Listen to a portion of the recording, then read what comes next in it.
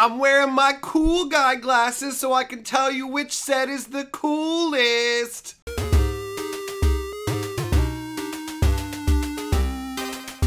Greetings, owners of fine luxury cardboard rectangles, and welcome to my video.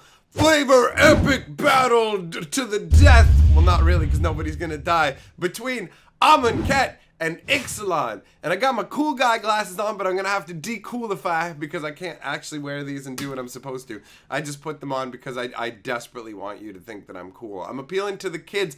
Kids, think I'm cool. Tell your mom that I'm cool. And not because I want to sleep with her, just because I want your mom to think that I'm cool. Alright, so what we're gonna do is, we've got some packs, right? You hear that? Oh my god, is that not a good noise? That increases the value of what's in there. Oh, it looks like I have superpowers. Look at how fast my hands are moving. Oh, mega blur!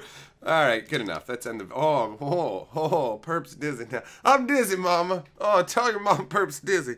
Alright, so what we're gonna do is we're gonna crack these packs and we're gonna do a flavor battle to see who is more flavorful. These are my new ears now. Can you hear me, mother? Mother, wow, things sound weird now. It creates a weird effect. I've got like a echo. Hey, that's kind of weird. I'm gonna go through my life like this. Love me, mother. Love me. Okay, so we're gonna crack into these, and Carly's gonna magically put them up on the screen because otherwise I'll just keep doing this all day. Alright, and it's even distracting me. I'm on the screen below the camera, so I'm down here looking at like Anyhow, let's get into the actual cards, shall we? Or we'll be here all day with my nonsense. So Amonkhet and Ixalan, who's gonna win the power showdown throwdown? Who's it gonna be? We'll do it card by card off the top of the pack. So that's the competition. Each round I will judge which is the more flavorful overall based on what I think is important and what I enjoy,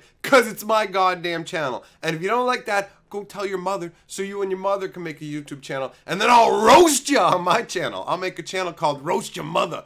Alright, so starting out first round, bam! We've got Legion Conquestador versus Forsake the Worldly.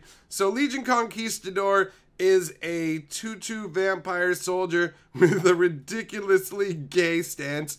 I'm ready for the musical, mother! Look at me! Alright, apparently I should call my mom. I got mom on the brain. Alright, I love you, mother! So, you got Legion Conquestador with this ugly kind of greenish artwork. Hey, we got a big contrast between these two sets, I gotta mention as well. Amonkhet is a big desert world, and Ixalan is a big jungle world. So you've got that whole, like, there's no water and it's incredibly dry and there's not any vegetation compared to lush, welcome to the rainforest kind of setup. So, against Legion Conquestador, we have Forsake the Worldly, which is a 3-cost instant, exile target artifact or enchantment with cycling, and it shows a magical warhammer being undone. Wow, man, I gotta say, sure, the Legion Conquestador shows in his artwork. He searches for other copies of himself and gets more. But the artwork is really nowhere near Forsake the Worldly. Honestly, that gigantic heavenly hammer. Oh, it looks cool. Or not heavenly hammer, but hammer being like taken apart by the heavens. In front of that altar setup with the exultant sort of arms raised.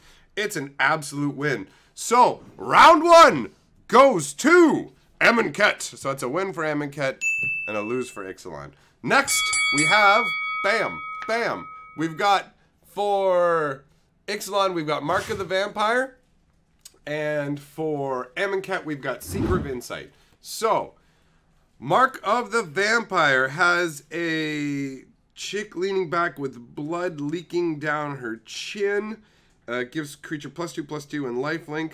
Through your sacrifice of self, you become holy. Through your strength, all will be saved. So it's from the Rite of Redemption. So this just looks like a chick who is a vampire, not so much one who's been marked out to become a vampire or is becoming a vampire. And Seeker of Insight is a dude with a ridiculously weird pose. Like, he's angled all on a weird angle. Like, why would you be standing like this? And he's the trial of knowledge challenge and broadens the minds of initiates. So this is supposed to be like a magical Rubik's Cube almost. Honestly, both these artworks are fairly underwhelming. I'm going to give it to Mark of the Vampire. I like the I mean, sure, it doesn't really transmit the whole concept as well as it could of Mark of the Vampire, but it's definitely a vampire chick just chilling in the woods. So that works. I'll give him that point. So that's 1 for 1 now. We got 1 and 1. Or maybe I'll leave it and we'll tell you the total at the end. We'll see. Not even know. I know what I'll do. Next round! Pathmaker Initiate versus River Herald's Boon. So River Herald's Boon is 1 green and a colorless to put a +1/+1 counter on target creature and a +1/+1 counter up to 1 merfolk. We are kin to the trees and their strength is our own. Oh my god, look at that frog. And that is amazing. Honestly, this artwork's really colorful and evocative, and that guy looks amazing with that that like jade spear / halberd thing he's got going on here. Man, that artwork's really cool. I like it. Very colorful and fun. Pathmaker Initiate, 1 red, 1 colorless. Tap target creature with power 2 or less can't be blocked this turn. The expected way through the trial is far too tedious. Really? You're telling me that they don't, how often do they have to rebuild the trials? People just melting holes in the walls all the time. You're the first one to try it, but you seem common. I mean, that definitely looks pretty cool with the whole, like, literally melting a hole through the wall. Alright, so the +1/+1 counters on the merfolk and the frog are not transmitted. Sure, there's 2 creatures in the artwork to give the concept you're giving 2 creatures a bonus, but I don't know. I mean, is the frog, if the frog had like some kind of jade armor on or anything that tied it to getting a boost, then I could see this working more. But the Pathmaker Initiate also has issues where it's like, I can let creatures get through. Creatures with power 2, okay, can only burn such a big hole. I'm going to give it to Pathmaker Initiate. While I enjoy the colorful artwork more, the Initiate's artwork and flavor and everything ties the card better together. So we're going with that. That's another win for Amonkhet. Next, we've got up, bam, Greater Sandworm and Prosperous Pirates. So Prosperous Pirates, when it enters the battlefield, create 2 treasure tokens. The floating city of High and Dry hasn't yet sunk under the weight of gold, but it's not for want of trying. And you've got 2 pirates taking some gold off of a ship. All right, well, they definitely look fairly prosperous with the treasure there, so that works. The artwork isn't overly exciting, but it's well enough done. And then you've got Greater Sandworm. 7 mana for a 7/7. Can't be blocked by creatures with power 2 or less. A sandworm can lie in wait beneath the sand for years until the slightest tremor alerts it to the presence of prey. Man, I love this. I love the Greater Sandworm artwork. It is literally just ripping right up out of the artwork. Not out of the artwork. Up out of the sand. And you can see how fast it's come off because sand is like billowing off its back out into this. It's like instantly whipped upwards. You can see that sense of motion and urgency down around the base of it as well, where like the middle of the worm is still unearthing itself. And if you look down in the corner, you can actually see a bunch of little dudes. And they're clearly like part of what ties into the flavor text of triggering the worm, while also showing why they can't be blocked by creatures with power 2 or less. Good luck blocking this worm. It's just gigantic. It causes these seismic shifts and you literally don't stand a chance. Honestly, I gotta give it to Greater Sandworm. The flavor on this is fantastic and the artwork is really, really striking. This is fine, but the pirates don't win it. So Amonkhet taking another round. What do we got next? We got Unburden and Windstrider. So Windstrider is 1 blue 4 colorless for a 3/3 flash flying merfolk.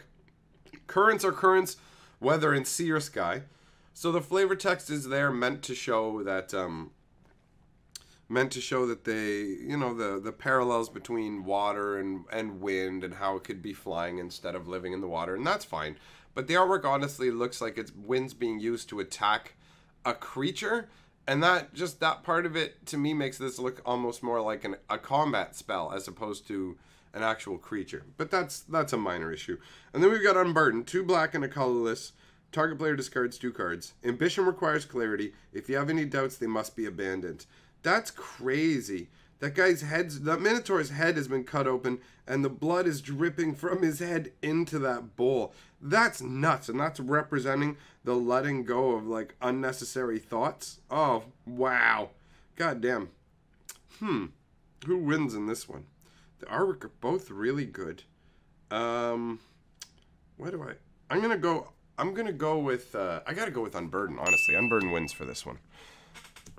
Next up, we have Cradle of the Accursed and Hierophant's Chalice. Hierophant's Chalice is a 3 casting cost artifact. When it enters the battlefield, target opponent loses 1 life and you gain 1 life. And it taps for colorless mana. In the Rite of Redemption, nobles take the same vows as Elenda, the first vampire, and make the same eternal sacrifice. Alright, so basically this is just what they use to become vampires, I suppose. It's just a chalice of blood over a logo on a table, like the symbol of a rose. Interesting. And Cradle of the Accursed is a land that taps for a color, so you can pay 3 and tap it, sacrifice it, to make a 2/2 black zombie token. Many monuments dot the wasteland, known as Ifnirs. Many such monuments. So it's just a little miniature tomb where a zombie comes out of it. It's got a really, like, orangey kind of, I don't know, like dusk is settling down kind of feel to it. I gotta give it to the Cradle. I gotta give it to the Cradle on this one. It's nicer. Alright. So far, so good, my friends. Floodwaters versus Costly Plunder. So that's what we got here. We got Floodwaters and Costly Plunder. Costly Plunder is one black, 1 colorless, and it's an instant. You sacrifice an artifact or creature in addition to its casting cost, and you draw 2 cards. No Lock of Iron is a match for Vraska's Will of Stone. It's pretty crazy when you look at the artwork to see she turned somebody to stone and then is using, like, broke off their arm and is using it to smash open a treasure chest to get into the treasure. That's a pretty interesting way to convey the concept behind it. That's pretty funky to me. I mean, a part of me goes, couldn't you just have turned the chest to stone or something? I don't know. Does it only works on living organic matter? Like, could you turn a living tree to stone? Does something have to have eyeballs for it to work with Vraska? I don't know exactly how her petrification magic works. Alright, and then we've got Floodwaters. 6 mana, return up to 2 target creatures to their owner's hand. It usually appears placid, but don't be fooled. The Luxa River is a snake, and it can swallow you whole. Alright, and so the artwork depicts massive amounts of water sweeping away 2 people. I like that. I like it when the artwork specifically depicts exactly the amount of things that are happening in the card, where it's like you get rid of 2 people, 2 creatures. There are 2 humans in the water here, and they're being swept away. I like it. It represents it conceptually. I enjoy this as well because most of Amonkhet artwork shows a lot of like sandy desert and stuff, and this is a lot of water for an Amonkhet card contrasted against those interesting temples that they have. I really like the flavor of Amonkhet, but the Costly Plunder with Vraska smashing up, just the action in the scene, this takes it. This is a very cool and interesting concept behind this card, honestly. Literally turning one of your crew members to stone, breaking off one of their arms and smashing a chest open. That would make you an intimidating Pirate Lord. This is some heavy flavor. It takes the round. All right. What do we got next? Gotta have some more tea.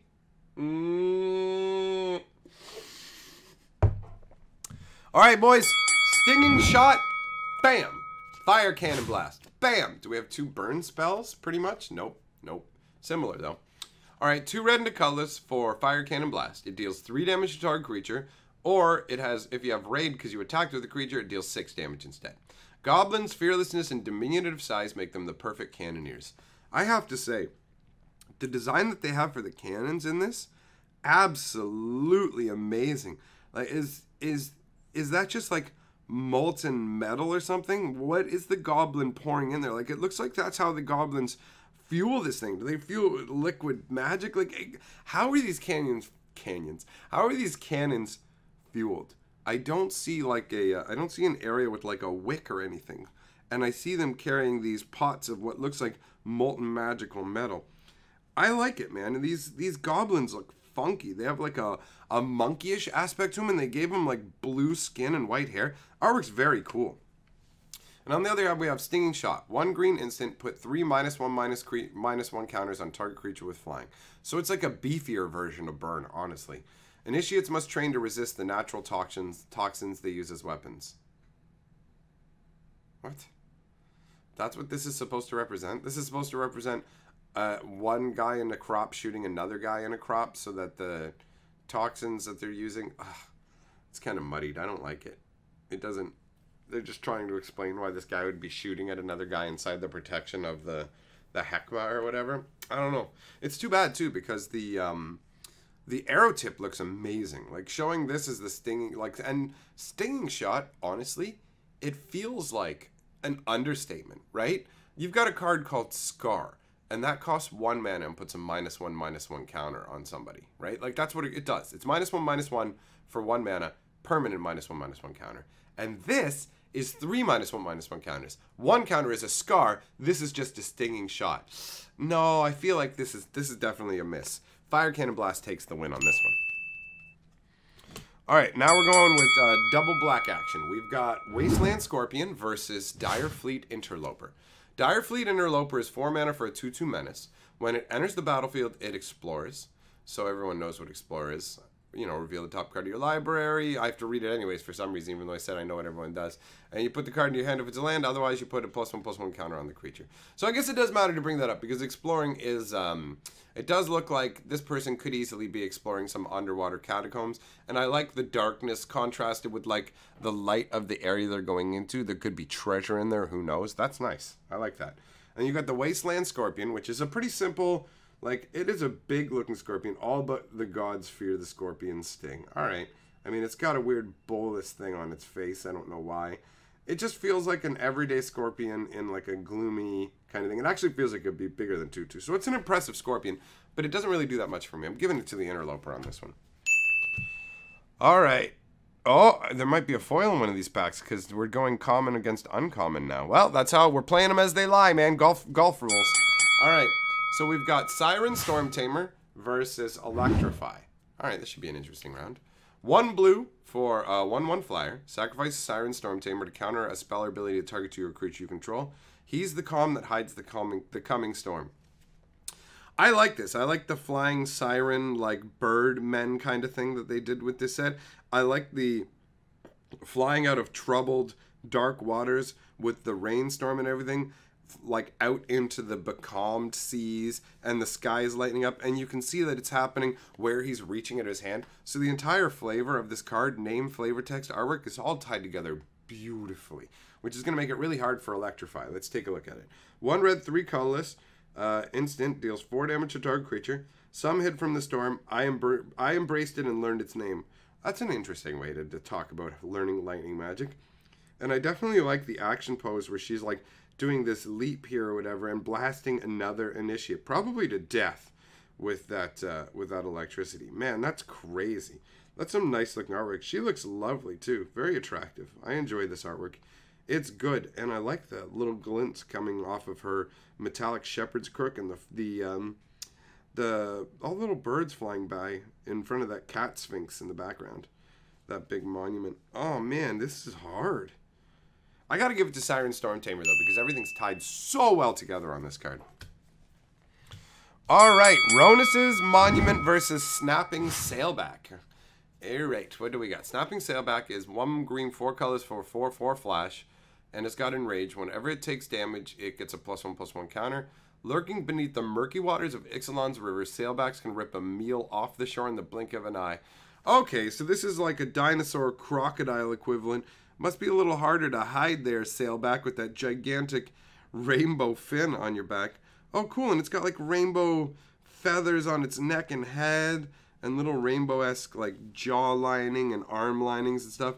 That's pretty dope, honestly. That looks nice. And then, oh wait, need some tea. Throat's drying up from all this art appreciation.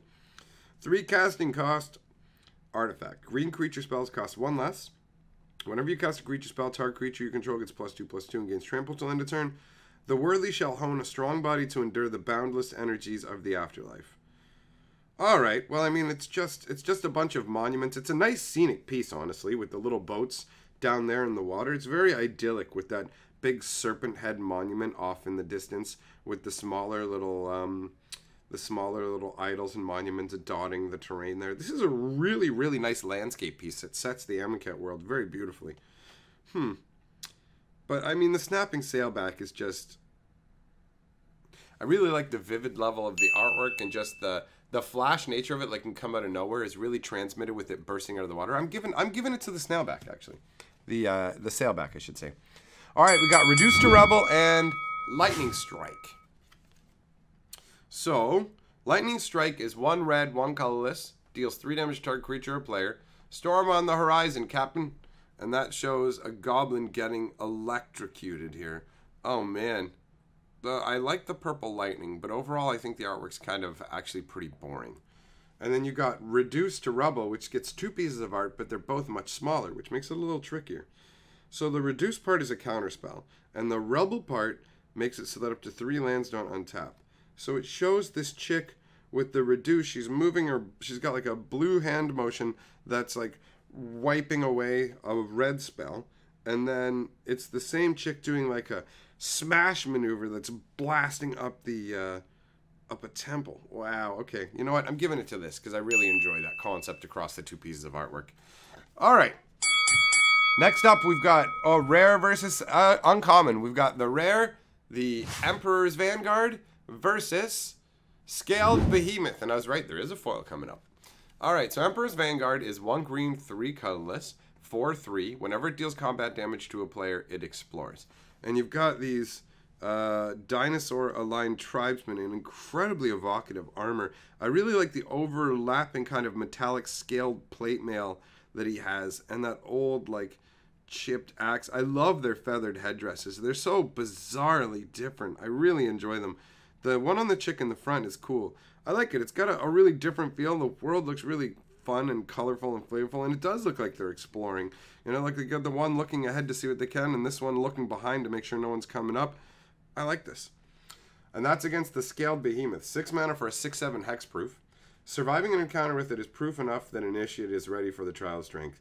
So it's a gigantic crocodile with a bunch of dudes running from it. It shows the scale. It's interesting. It shows a whole bunch of people working together, like trying to defeat it, but I gotta say, Emperor's Vanguard to me beats it by a long mile. So I'm giving the win to Emperor's Vanguard on that one. Alright, so we got Curator of Mysteries versus March of the Drowned. So 1 black, March of the Drowned. Choose one. Return a creature card from your graveyard to your hand, or return 2 target pirate cards from your graveyard to your hand. Again, I like the artwork where they convey it very well. They've got 2 pirates coming back here from the water. You got one that's the main focus up at the front. And you can clearly tell that they're both pirates. I like that. And you can clearly tell that they're both undead. So this would work for any kind. Like, it definitely doesn't have to involve pirates, but it clearly can. I love the green-blue surf effect along the wave, man. And the foil definitely enhances it with the little buckles and such. All the little details. And it looks like they have the skeleton as they look like they're smiling. I enjoy that. All right, Curator of Mysteries is on the other side. 2 blue, 2 colors for a 4/4 flyer. That whenever you cycle a discard a card, scry 1. To consult the Sphinx is a test in patience. Perhaps that's the point. Well, Sphinxes are Riddlers. I mean, so for it to deal with scry makes sense. To consult with the Sphinx is a test in patience. I don't know. I mean, this one's giving you knowledge every time you cycle discard. This seems like a Sphinx that's actually easier to get knowledge from. So the flavor text kind of detracts from it. So, I mean, Curator of Mysteries is a fucking cool name for a Sphinx. I'll give you that. But I'm going to give it to March of the Drowned because the flavor is really tight on this card. Now we're going to do a land off. We have a mountain from Ixalan versus a swamp from Amonkhet. And oh man, I already know who's going to win this one. It's very clear. All right, you got the mountain with the nice green, like it's a nice green kind of verdant with the big like mountainous parts jutting up. You got some birds flying by, and it certainly looks nice. But this swamp kicks its head in with Bondu's monument in the back there, and like this, some of the swamps end up not even looking like swamps. They're just so lovely and idyllic. And this doesn't give the same concept as like a boggy, gross swamp. This seems like a really nice place that you could chill. I mean, even look at the birds that are flying overhead. They're like nice and like white and friendly, not dark and ominous like evil black birds of prey or whatever kind of, you know, like more ominous kind of, or they could have just put like hawk, something more predatory, you know? This has a very chill feel. It's got that sunset that looks beautiful reflecting on the water. It's got like lily pads and such. So this could easily be an island artwork in all honesty, and I think it's very nice. So we're going to give that one to Amonkhet here. All right, so that one goes there, that one goes there, and then we've got the tokens. And since this is just one of these like embalmed exerted tokens, it doesn't. I mean, it doesn't. Hold on, you know what? I guess you can judge the flavor of both because you got the vampire token, And this is the Conquestador. The vampires are conquistadors, and this transmits the vampire conquistador concept very well. It's very obvious with this. I don't really particularly like the artwork on this, though. I think that the face is kind of ugly, and I don't know. Overall, it just doesn't do that much for me. This is cool in that it has the flavor of, you've got these little Egyptian tags to it, and I like the fact that it's actually a break-apart card, right? Like, you actually break, unlike, like, it's got little dotted perforations, so you can take it apart, and it's got brick counters to go with the cards in the set that specifically use brick counters, and -1/-1s, and you don't normally get this kind of thing in a Magic set. So this actually adds another flavor dimension that I think exceeds that in this case. So I'm going to give this to Amonkhet. So now I don't know what the tally is, but let's see how many points we have on each side. 8 points on Amonkhet's side. Oh, and Ixalan? 8 points! Are you kidding me? It's a tie? What? How are we going to do a tiebreaker? All right, you know what? Here's what we're going to do. We're going to do a dead heat in the... We're just going to do a random kill zone, one shot, one kill, final card to win this off. So I'm going to shuffle up the reject pile from each pile, so it's all the ones that didn't win on both sides, and I'm just going to pick one at random from each, and that will be used to determine it. So I have the cards right here, and we'll reveal them. What are they? So it's going to be Prosperous Pirates versus Stinging Shot for the final flavor point to declare the final victor. So Prosperous Pirates was the Making 2 Treasures 3/4, and you got Stinging Shot. Well, I mean, we talked about Stinging Shot before. This card doesn't make sense on a bunch of levels. The name combined with the -1/-1s, all of that. So Prosperous Pirates is going to take it, which means the winner today is Ixalan. Get off my Ixalan, Amonkhet. You ain't going to win today. So that was an epic flavor battle. Let me know what you guys thought, and I'll see you later. What up, Perp fam? Carlsberg here, Mike's lady, as well as editor, if you didn't already know. And together, we are the 6 color of magic.